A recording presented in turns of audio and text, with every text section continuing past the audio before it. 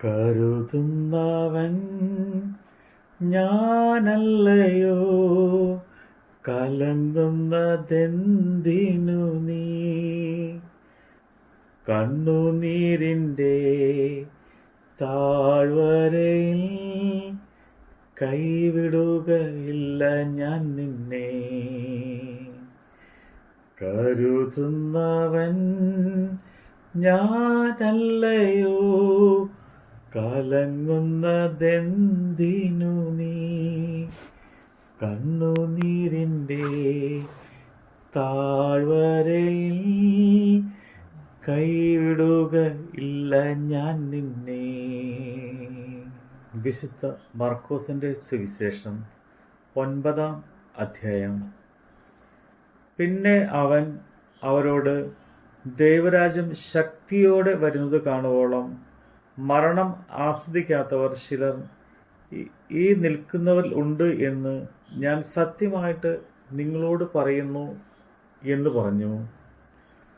6 ദിവസം കഴിഞ്ഞ ശേഷം യേശു പത്രോസിനെയും യാക്കോബിനെയും യോഹന്നാനെയും കൂട്ടി ഒരു ഉയർന്ന മലയിലേക്ക് തനിച്ച് കൊണ്ടുപോയി.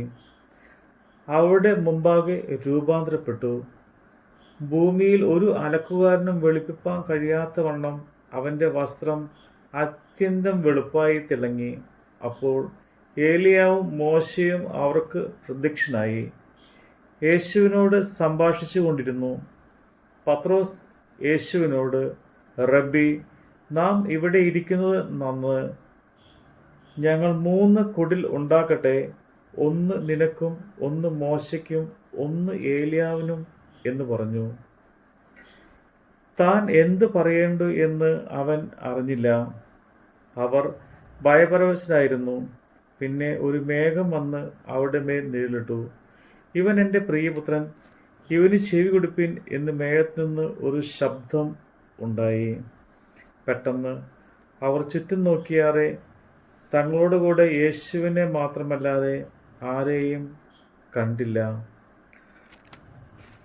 അവർ മലയിൽ നിന്ന് ഇറങ്ങുമ്പോൾ, മനുഷ്യപുത്രൻ മരിച്ചവരിൽ നിന്ന് എഴുന്നേറ്റിട്ടില്ലാതെ ഈ കണ്ടത് ആരോടും അറിയിക്കരുത് എന്ന് അവൻ അവരോട് കൽപ്പിച്ചു. മരിച്ചവരിൽ നിന്ന് എഴുന്നേൽക്കുക എന്നുള്ളത് എന്ത് എന്ന് അവർ തമ്മിൽ തർക്കിച്ചുകൊണ്ട് അവർ ആ വാക്ക് ഉള്ളിൽ സംഗ്രഹിച്ചു. ഏലിയാവ് മുമ്പേ വരേണ്ടത് എന്ന് ശാസ്ത്രിമാർ വാദിക്കുന്നത് എന്ത് എന്ന് അവർ ചോദിച്ചു. അതിന് യേശു, ഏലിയാവ് മുമ്പേ വന്ന് സകലവും യഥാസ്ഥാനമാക്കുന്നത് സത്യം. എന്നാൽ മനുഷ്യപുത്രനെക്കുറിച്ച് അവൻ വളരെ കഷ്ടപ്പെടുകയും ധിക്കരിക്കപ്പെടുകയും ചെയ്യേണ്ടി വരും എന്ന് എഴുതിയിരിക്കുന്നത് എങ്ങനെ? ഏലിയാവ് വന്ന് അവനെക്കുറിച്ച് എഴുതിയിരിക്കുന്ന പോലെ അവർ തങ്ങൾക്ക് തോന്നിയത് എല്ലാം അവനോട് ചെയ്തു എന്ന് ഞാൻ നിങ്ങളോട് പറയുന്നു എന്ന് ഉത്തരം പറഞ്ഞു. അവൻ ശിഷ്യന്മാരുടെ അടുക്കൽ വന്നാറെ വലിയ പുരുഷാരം അവനെ ചുറ്റി നിൽക്കുന്നതും ശാസ്ത്രിമാർ അവരോട് തർക്കിക്കുന്നതും കണ്ടു. പുരുഷാരം അവനെ കണ്ട ഉടനെ ഭ്രമിച്ച് ഓടി വന്ന് അവനെ വന്ദിച്ചു. അവൻ അവരോട്, നിങ്ങൾ അവരുമായി തർക്കിക്കുന്നത് എന്ത് എന്ന് ചോദിച്ചു. അതിന് പുരുഷാരത്തിൽ ഒരുത്തൻ, ഗുരു, ഊമനായ ആത്മാവുള്ള എൻ്റെ മകനെ ഞാൻ നിന്റെ അടുക്കൽ കൊണ്ടുവന്നു. അത് അവനെ എവിടെ വെച്ച് പിടിച്ചാലും അവനെ തള്ളിയിടുന്നു. പിന്നെ അവൻ നുരച്ച് പല്ല് കടിച്ച് വരണ്ടു പോകുന്നു. അതിനെ പുറത്താക്കേണ്ടതിന് ഞാൻ നിന്റെ ശിഷ്യന്മാരോട് പറഞ്ഞിട്ട് അവർക്ക് കഴിഞ്ഞില്ല എന്ന് ഉത്തരം പറഞ്ഞു. അവൻ അവരോട്, അവിശ്വാസമുള്ള തലമുറയെ എത്രത്തോളം ഞാൻ നിങ്ങളോട് കൂടെ ഇരിക്കും? എത്രത്തോളം നിങ്ങളുടെ പൊറുക്കും? അവനെ എൻ്റെ അടുക്കൽ കൊണ്ടുവരുവിൻ എന്ന് ഉത്തരം പറഞ്ഞു. അവർ അവനെ അവൻ്റെ അടുക്കൽ കൊണ്ടുവന്നു. അവനെ കണ്ട ഉടനെ ആത്മാവ് അവനെ ഇഴച്ച് അവൻ നിലത്ത് വീണു മുറിച്ചിട്ടുണ്ടു. അത് അവന് സംഭവിച്ചിട്ട് എത്ര കാലമായി എന്ന് അവൻ്റെ അപ്പനോട് ചോദിച്ചതിന് അവൻ, ചെറുപ്പം മുതൽ തന്നെ അത് അവനെ നശിപ്പിക്കേണ്ടതിന് പലപ്പോഴും തീയിലും വെള്ളത്തിലും തള്ളിയിട്ടിട്ടുണ്ട്. നിന്നാൽ വല്ലത് കഴിയുമെങ്കിൽ മനസ്സലിഞ്ഞ് ഞങ്ങളെ സഹായിക്കണമേ എന്ന് പറഞ്ഞു. യേശു അവനോട്, നിന്നാൽ കഴിയുമെങ്കിൽ എന്നോ, വിശ്വസിക്കുന്നത് സകലർക്കും കഴിയുമെന്ന് പറഞ്ഞു. ബാലൻ്റെ അപ്പൻ ഉടനെ നിലവിളിച്ചു, കർത്താവെ, വിശ്വസിക്കുന്നു, എൻ്റെ അവിശ്വാസത്തിന് സഹായിക്കണമേ എന്ന് പറഞ്ഞു. എന്നാൽ പുരുഷാരം ഓടിക്കൂടുന്ന യേശു കണ്ടിട്ട് അശുദ്ധാത്മാവിനെ ശാസിച്ച്, ഊമനും ചെകിടനുമായ ആത്മാവെ, ഇവനെ വിട്ടുപോകുക, ഇനി അവനിൽ കടക്കരുത് എന്ന് അവൻ ഞാൻ നിന്നോട് കൽപ്പിക്കുന്നു എന്ന് പറഞ്ഞു. അപ്പോൾ അത് നിലവിളിച്ച് അവനെ വളരെ ഇഴിച്ച് പുറപ്പെട്ടു പോയി. മരിച്ചുപോയി എന്ന് പലരും പറയുവാൻ തക്കവണ്ണം അവൻ മരിച്ച പോലെ ആയി. യേശു അവനെ കൈക്ക് പിടിച്ച് നിവർത്തി. അവൻ എഴുന്നേറ്റു. വീട്ടിൽ വന്ന ശേഷം ശിഷ്യന്മാർ സ്വകാര്യമായി അവനോട്, ഞങ്ങൾക്ക് അതിനെ പുറത്താക്കുവാൻ കഴിയാതിരുന്നത് എന്ത് എന്ന് ചോദിച്ചു.